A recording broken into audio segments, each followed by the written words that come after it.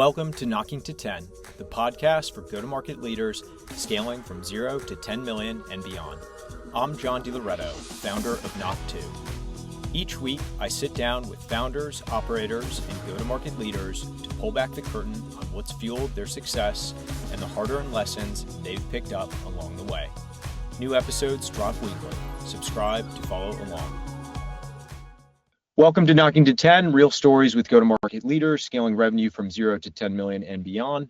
Today's guest helps scale Yelp's rocket ship sales org and now helps early stage founders do it smarter and faster. Preston Junger built revenue teams at some of the most iconic companies in tech, Apple, Yahoo, IAC, Yelp, and now spends his time advising the next generation in addition to his role as VP of revenue at Nift. Preston, thanks for joining us today. Thanks for having me, John. Okay, so Preston, let's go back. You started your career at some really iconic companies, Apple, Yahoo, and then a number of different companies within the IAC umbrella. What was that moment that convinced you to leave a giant like IAC, where you were having a fantastic career, to take a leap into startup land? Yeah, I love this question, and it's something I think it actually the answer is going to be really like a pivotal point in my career on a whole. Which is when I didn't realize at the moment I was making a big sort of shift, but I thought coming out of college, my role was going to be at big companies. I got into sales, obviously didn't go to college to study sales. And I got an opportunity while I was in college during sort of the .com era to do a little bit of work for Apple while I was at the University of Vermont. And that actually segued nicely into an opportunity to work for Apple. From that opportunity working at Apple to then be able to go and sort of work at Yahoo, big company to big company, and then from Yahoo to IAC. I just figured that was going to be my my path. It was very much the era of cubicles. Do your one thing. Don't ask questions. Just kind of like keep your head down, do your thing, and I was maybe feeling, even in hindsight, feeling a little bit lost in that, not knowing exactly like, okay, like, do you have to position or posture yourself in order to get a promotion, let's say, even if you're doing good work and even if you're putting in the extra time, as I was in those roles. But the moment was actually while I was at IAC, and I was been an early LinkedIn I live by LinkedIn, and it was an early LinkedIn user. And so 2008, I got a message from, I think, the one and only HR person / recruiter from a little startup out of the Bay Area that was looking to bring on someone with some experience from some bigger companies, and specifically someone who had experience with city search, because this little Bay Area startup was a hipster city guide called Yelp. And that, taking that message and then getting on that call and then ultimately going through the process of interviewing in 2008, which was a rough year on a whole in terms of the economy. I have 3 kids now, and they're 16, 14, and 11. And at the time, my oldest was just born, 2008, and I was again in this mindset of like, well, the stability, the safety, the job security is with the big companies, and so do I go to this startup in Yelp? And with the uncertainty, and I'm so glad that I did in hindsight, right? And it seems like a silly thing to say now, of like that was a conversation that my wife and I had to try to figure out if that was like prudent, made sense. But that moment right there, that was, I think, when I got sort of recruited for Yelp and joined Yelp ultimately. Never looked back in terms of being more sort of tied to and feeling that passion and calling for early stage companies. Yeah. You see oftentimes on LinkedIn, it's like a common trope to say, if you're a startup, don't hire people from like a large established company. They're going to fail. Like, don't hire somebody from Salesforce. Yeah. Obviously, you were hired and you did incredibly well. What do you think are some of the characteristics or traits that you possessed at that time that allowed you to have a lot of success, and that it would kind of be the counter positioning to what a lot of people say about you shouldn't hire somebody who's worked at one of these large companies? Yeah, look, I think that's a great question. I probably didn't have this insight then, but looking back and having worked alongside many salespeople, built teams of salespeople, the characteristic that I had, I think that stood out and helped me be successful was sort of an entrepreneurial mindset, right? And what that means in sales is, find the levers and identify the levers you have in order to succeed.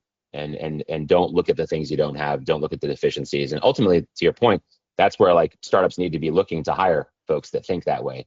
It's very hard to find people that way because I think a lot of people want to have the levers defined or things defined for them, and they want the challenges of the problem solved for them in order to have an easier time selling. So I think that would probably be it. So more of an entrepreneurial mindset that I think was and still is a big part of who I am professionally, but specifically as an IC early on. I think that's like some of the best salespeople possess that. Yeah. Okay. So it's fair to say that founders can find great sales leaders out of large companies, but look for an entrepreneurial skill set or behaviors. You've worked obviously now with probably dozens of founders. How would you, if you were to kind of advise a founder here on how to test for that, how to seek that out, what are maybe some, I don't know, characteristics? How would you advise a founder to find that entrepreneurial grit in someone so that they could find that someone no matter what company they're working for? Yeah, I think there's a few things, and I've helped advise on that very question, which I think one is how resourceful has that person been if they're able to exemplify or share that in an interview process. Mm-hmm. Situation scenarios where they came up with, let's say, a non-technical solution in a situation where there was a challenge to overcome in order to get a sale, right, or in order to get the meeting, or I think those are questions along those lines are going to be the sort of the breadcrumbs to find if that person potentially passes that initial Yep. test.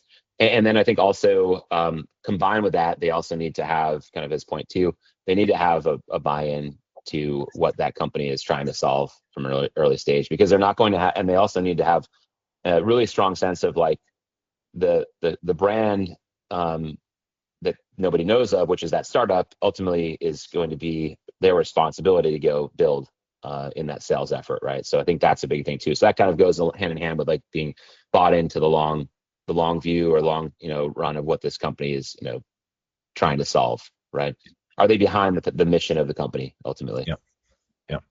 Okay. Before we jump too much into Yelp, I just want to contrast it real quick. You mentioned obviously you started your career at some of these kind of like legendary sales cultures, but they were large, mature, established companies. You said it was the cubicle era. Can you Yeah. kind of paint that picture? I mean, were you starting with like a sales manual? Was it like a large scale orientation program? Like, what did it feel like to go through a sales org at one of these mature companies, to kind of paint that picture at how differently this is going to look like when you step into the Yelp shoes?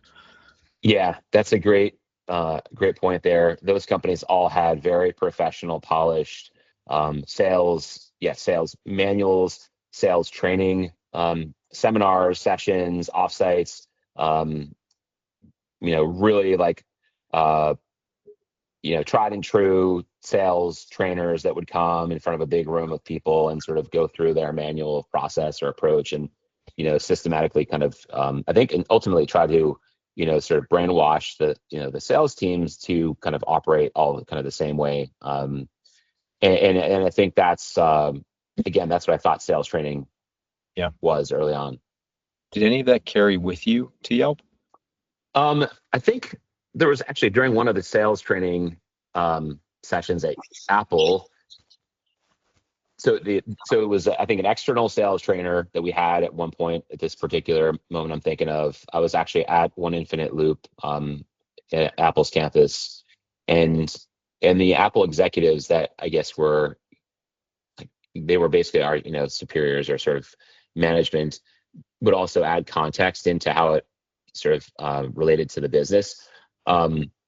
One, I don't remember who it was exactly, but so Phil Schiller was actually a part of the group, but it wasn't him that said this. It was someone from his division that was a regional sales lead, and he talked about just like, don't be a piker.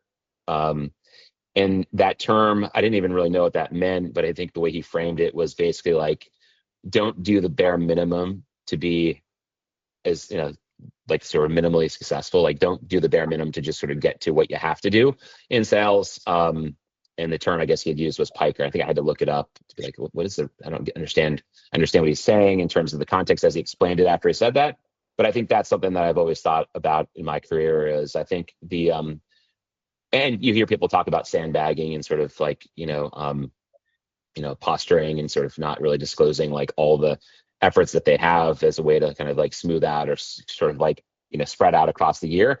Ultimately, like it's like I think the term I think of when you think of don't be a piker is you think of like, well, the hustle, which has been overused, hustle and a grind, and then just like ultimately like do your best, and ultimately as cheesy or corny as that may sound, I think that really is important in sales. It's not about these sort of like so many salespeople too will just like eke their way to their number and it's like, okay, I'm done, right? Especially for early stage companies, you have to have people that are willing to run through walls, right? And what does that mean? Well, don't be a piker. Don't do the bare minimum. Do more. Challenge yourself. Yeah. Okay. So it's 2008. You just had your first child. Are you in Hoboken at this time? Or are you in San Francisco? I was actually in West Village. Yeah. Okay. So you're in New Yeah. York New City. York. Yeah.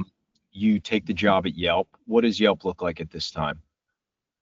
So Yelp really only had a San Francisco office in the Mission. I think it's like questionable the number of actual employees, but I was told that there were somewhere around 80 employees. So I was 80 something, 82, I think is what we landed Okay. on And the company unofficially. had been around for how long at this point? A few years? Yeah, 3-4 years, right? I think initially 4 years it was started as more of like in sort of email listserv, then kind of year two it turned into more of the website Okay. version of Yelp.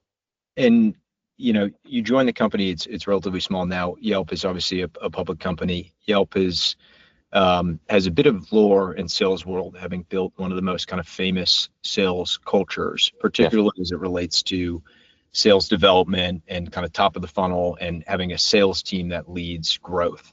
Yeah. Talk to me a little bit about what it meant to build a sales culture at Yelp.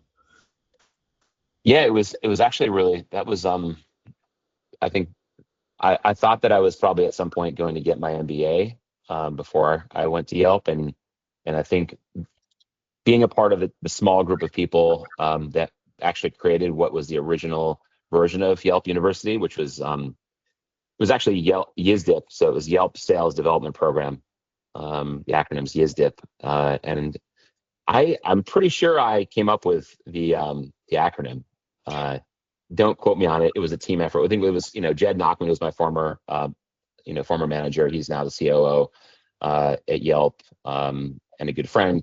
He had kind of assembled a small group of us, kind of early sales folks to help kind of create the initial version of the Yelp sales development program. And I think we were trying to figure out the name. We were trying to figure out how to sort of add the element of gamification to it, which would inspire and incentivize people to be able to kind of continue to, like, again, run through walls, do more, earn more, and also earn more within the sort of Yelp sales development program, which became Yelp University.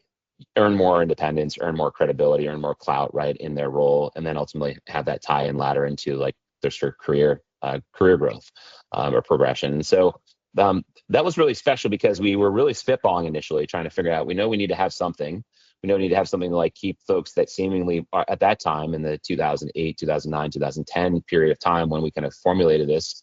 We need to find some way to keep people excited by making 100 phone calls a day. And having a bunch of demos per week. Yep. And it's not going to be in addition to obviously like having free food and drinks and sort of eventually a barista and eventually like beer on tap. Like you ultimately have to have young professionals feel like they're accomplishing something within their career goal, which sounds again like a no-brainer because I think every responsible company now has some version of that. But we took it really as like a really big challenge, and we put a lot of resources and people.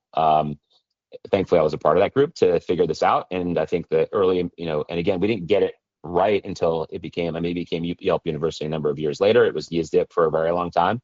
But then it did become something of a, when people went to other companies, it was, largely because of the great training and sort of, process and sort of, hands-on instruction that they got from being a part of the Yelp University as a local sales rep at Yelp. And so I think of, in my career, kind of, I knew a lot of folks that went through the enterprise sales training process and at Enterprise Rent-A-Car. And that was for a very long time, very renowned sales program. It's pretty cool that Yelp, I think still does, but definitely for a period of time was very much the bee's knees in that sense. But a big thing about it too that worked in the time that we were in was we had open floor plans. We had everybody in office. We didn't have remote folks. You had that sort of like camaraderie, that in-person hands-on with respect to like a manager, kind of onboarding and training and sort of the call barging and real-time feedback that goes into one of the things that made Yelp University really special. And I think a lot of people have gone through that and done some really great things and created a bunch of great companies and have had great careers as a result of it. I think a lot of them would probably point back to it and say, hey, I learned a ton in that kind of training mode of, going through kind of being a salesperson at Yelp, which was the Yelp University. Yeah. What would the day in the life be like for a early sales rep at Yelp to be a local rep? What would that look like in terms of their sort of cadence day to day? I mean, they're basically living in Salesforce and on the phone with the defined regions or target zip codes that they were contacting business owners and selling them on the value proposition of Yelp to help them, drive more customers. Basically, that's so outbound phone calls. Let's say 100 plus per day. Trying to book 20 plus, demos per week.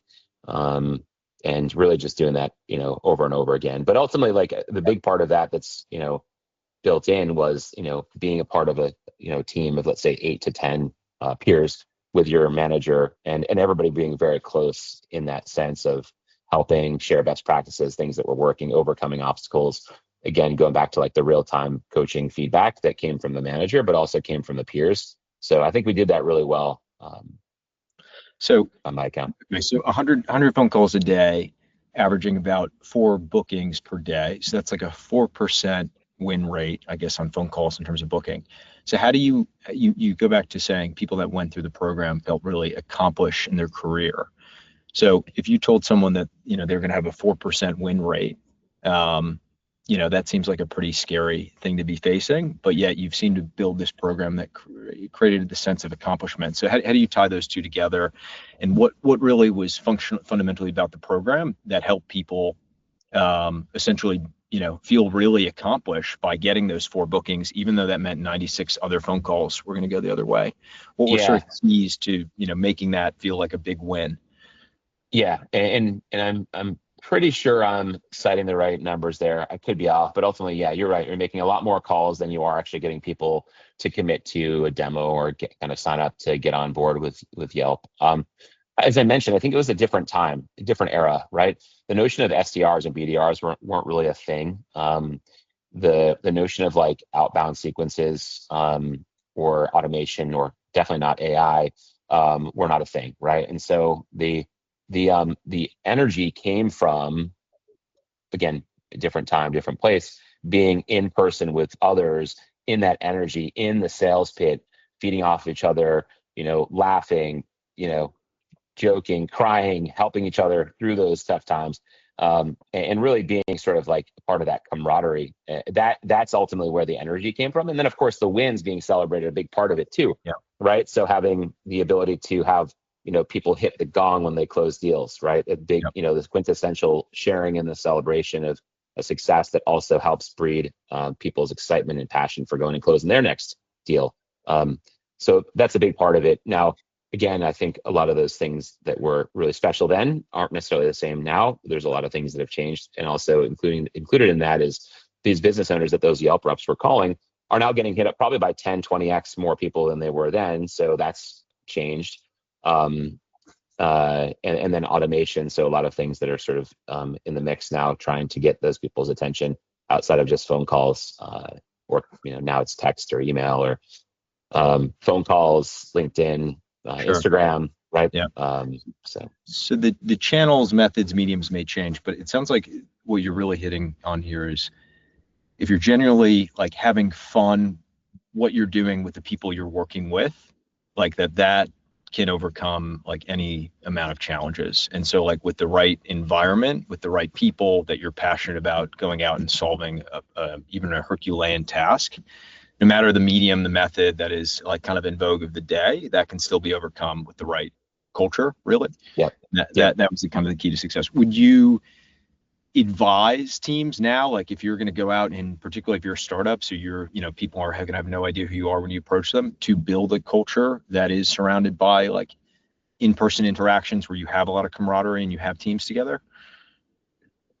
Look, I think I've seen both sides of it. I've seen in-betweens as well.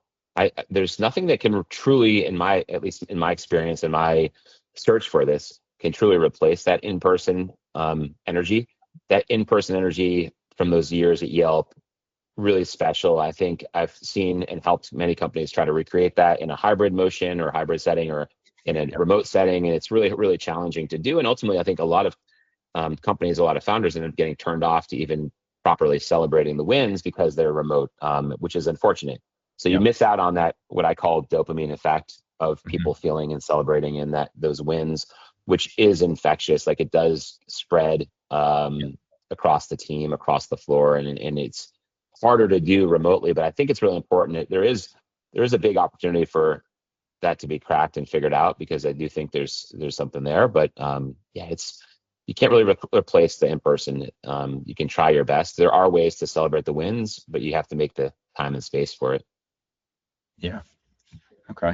Well, so then, to kind of turn the page here. So you've now not only have you seen this in your own career, you've been a part of close to a dozen incredibly successful companies.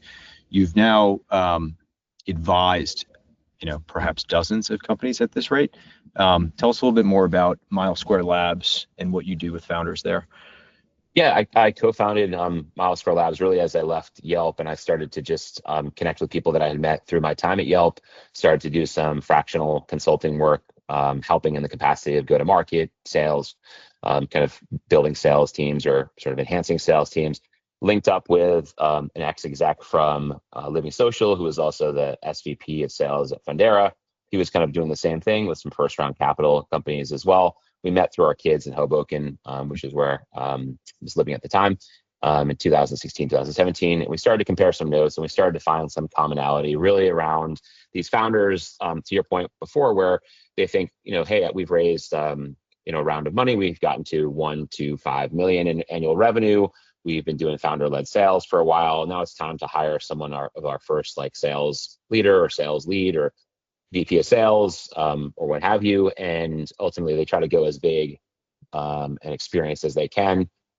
VP of sales at Salesforce was always a good example of kind of the prototype of what we used. And ultimately, what we found was within our own network, those people end up, not panning out for a variety of reasons, not their fault, not the founder's fault, but a misalignment of expectations. Within 12 to 18 months, it was usually, well over 50% folks are gone. So we thought maybe we can forge something formally in Mile Square Labs to help these founders, using our network, people that knew us individually, and then coming together, including investors, and we can kind of help their portfolio companies. We can help founders with sort of level setting their sales process, start to transition some of the sales efforts out of the founders' hands into a process or an initial framework for a process, and then get them more equipped or better ready to go and hire someone at the right point. So after a 3-month or 6-month engagement with us, help make them more able to go and hire someone who can actually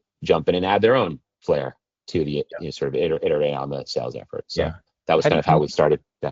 How do you do that? How do you work with a founder to download their process and then transform it into something that's actually ready for a hire? Yeah, I mean, I think the great thing about the Mile Square Labs is over the years, it's actually afforded a lot of great folks who are leaders to be a part of it and be advisors, to be plugged in with founders. But I'd say the common thread is always, first and foremost, be a, we say be a consigliere or be a supporter of, or someone who's going to help the founder.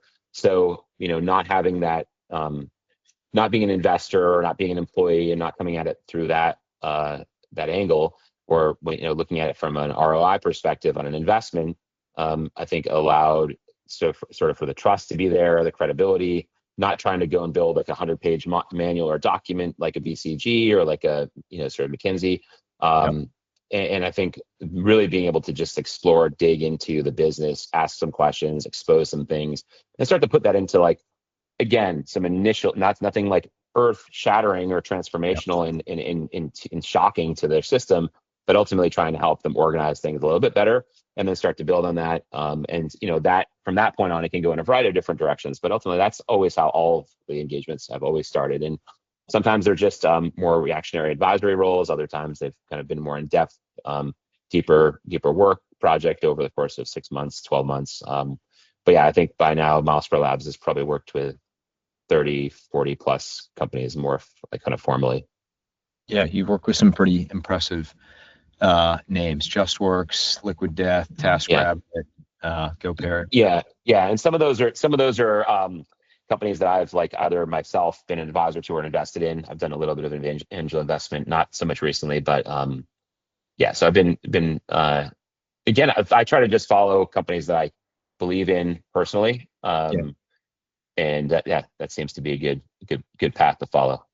Okay. All right. We'll do a couple, maybe some rapid fire, and then we'll Yeah. wrap here so we're not too hard on time. Yeah. Sounds good. Okay. You work with obviously you help install oftentimes that initial sales leader. If you could sort of tattoo one lesson on a first-time VP of sales to never forget, what would that be?